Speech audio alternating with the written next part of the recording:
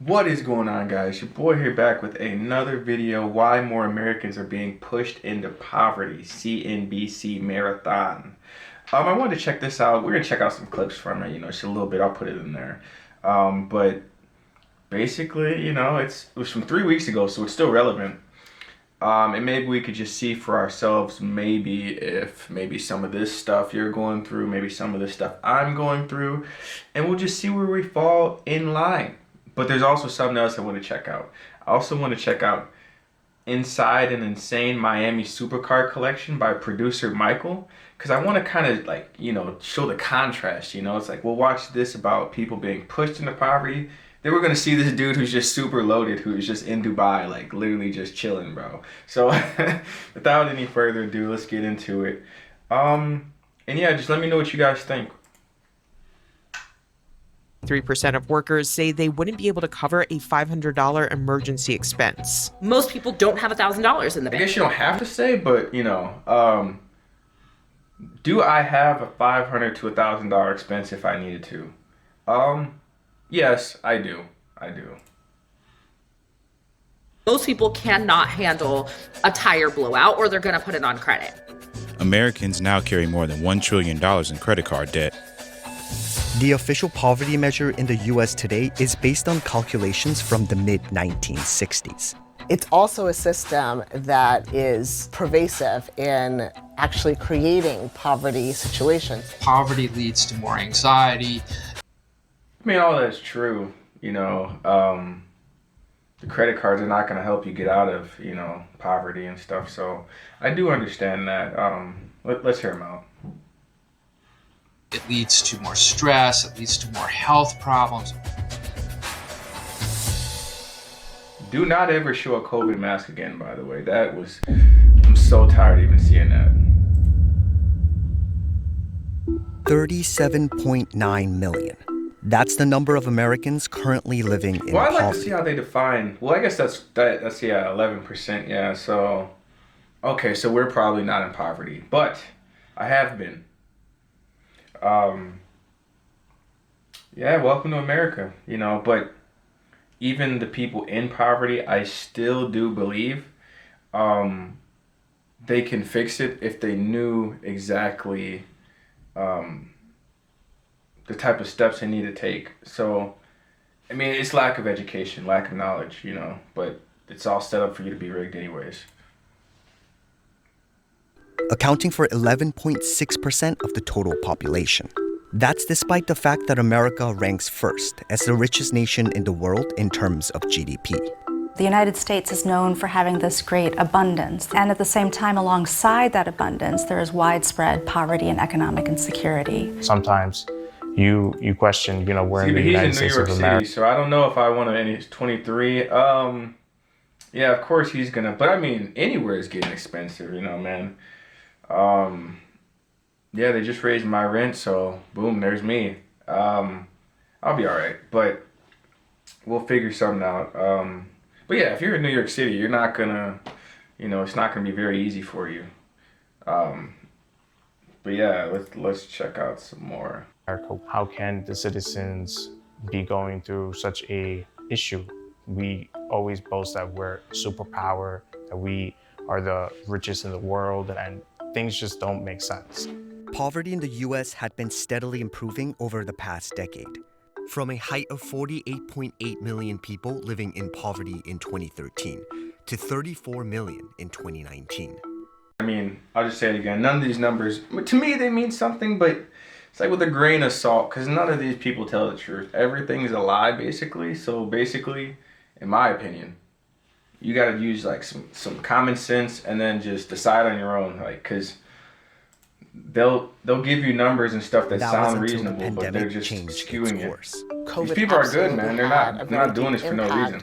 On the access to employment and long-term employment for a number of families that were already vulnerable for various reasons. Prior, it was myself and my two older brothers, along with my stepdad, that constantly worked to provide for everyone in the house. But after COVID-19 and the whole lockdown, we were laid off. And ever since then, we have had issues finding a job. Get ready for a stimulus check, by the way. Not that people don't need it. We definitely do. But it's just going to get ramped up more, man. Is expensive. About 11% of the federal budget, or $665 billion, goes to economic security programs. Child poverty alone is estimated to cost the U.S. over $1 trillion, based on the latest research from 2018. There are also really high costs on an individual level. Poverty leads to more anxiety, it leads to more stress, it leads to more health problems, all kinds of things that amplify the effect of poverty. The feelings that you would usually encounter when you're in this position is mostly depression. Why can't I find a job? Why are we in this situation? You know, we're trying our best and sometimes it's just falling back down on our face. So how did poverty become such a big issue in the United States? And why is it so difficult to end it? I think that's enough. We all understand the idea, man. We're all getting screwed over. But the question is, how are the rich people living? What up? Welcome to Fort Lauderdale. Before I tell you what we're doing, I want to say a big thank you to the Elite Fleet. I'm not gonna lie, this dude is pretty solid, but 7 Series BMW. The best place to go if you want a Lamborghini, a Rolls Royce, this dude is so Ferrari, rich, and the people he hangs out with. They're the place, and thank you so much for lending this car to us. So all their information will be in the description. We are in Fort Lauderdale. We're at Carrillo Motors, and we're going to show you some amazing, amazing cars. And I'm really excited to go in and look at some of these things that we've never seen before because they're very special. Adam, are you ready? Let's check it out. Let's do it. Ooh.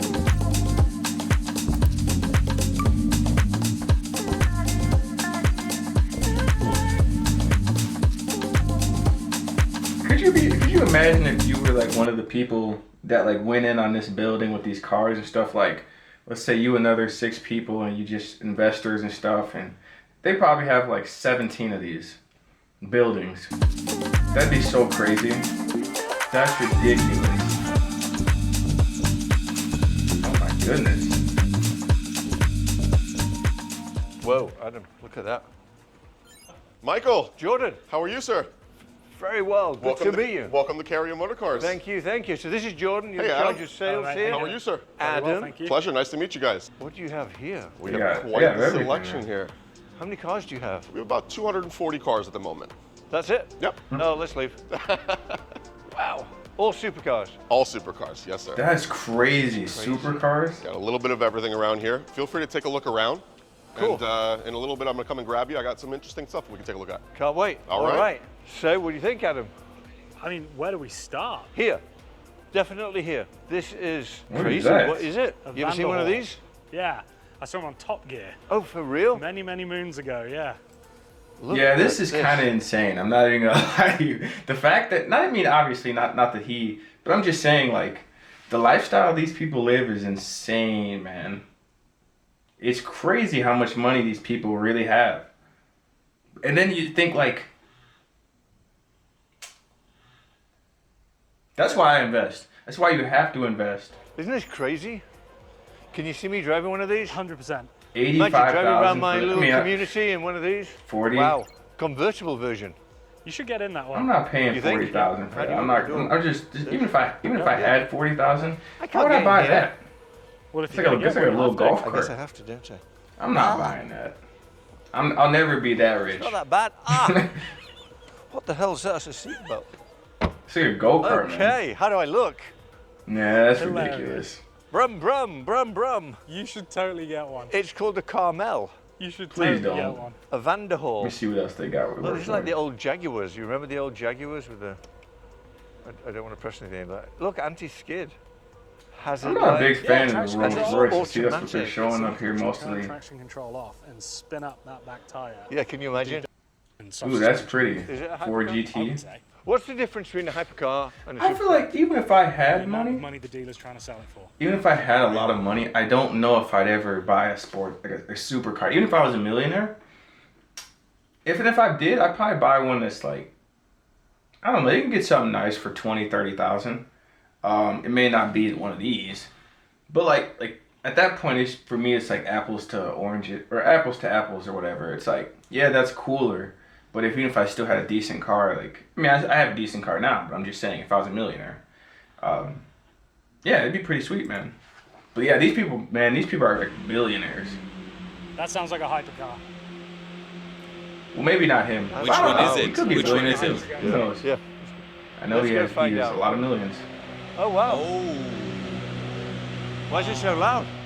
this one would match my jacket. Yeah, it would. This one looks Are you bad. taking it home Looks with like a you? Joker. Wasn't able to stop that from happening. Wow. Unfortunately. 500K, man, that's Beautiful. An crazy. S, believe it or not, it's designed to look like an SV. The gentleman put a spoiler on the back. He also did the rear splitter and the front bumper to look like the SV as well. So it's really, really designed to be like a clone in a sense, but beautiful car. It's an SV without spending the money. In a sense, yes. And the exhaust is... Fully stock. That's ridiculous. I want to end it off on this one too, so we can kind of come back to more reality, at least for us. Their own agency to actually create the opportunity for upward mobility. The official poverty measure in the U.S. today is based on calculations from the mid-1960s. That's what's, I'm sorry, but then you gotta think too, it's like we're believing their calculations for poverty and all this other BS when they're lying to us. Like, we're believing statistics from the liars. That's what I'm saying. Don't make sense. Calculated by comparing pre-tax income against a threshold set at 3 times the cost of minimum diet in 1963. A large number of federal programs still rely on this measure to figure out who is eligible for assistance and welfare. The researcher whose work Do you know the poverty became the line for basis of that Wisconsin is like 11,000 or something? Dude, who, like, of course you'd have to, I don't know, man. Like, that's, of course. measure never intended it It's all a to scam, be used in man. the way that it currently is, both as a widespread measure of poverty, but then as the basis of all of these different social welfare programs and allocations of resources towards those programs. It doesn't take certain very obvious indicators into consideration. To start, it looks at pre-tax income, which is not what I'm taking home every day, so that doesn't make sense. It also doesn't look at different family compositions, which absolutely. And then you got that impacts one how dude families- just chilling in Dubai or Miami, just looking at supercars with a rollie on, and like, it is crazy nowadays, man. It is ballistic. The only thing I can say is, man, start investing, save your money, and we got to cut back on any type of anything, man. I'm deleting anything out, man. Bruh, it's ridiculous out here, man. See you guys next, man. Peace.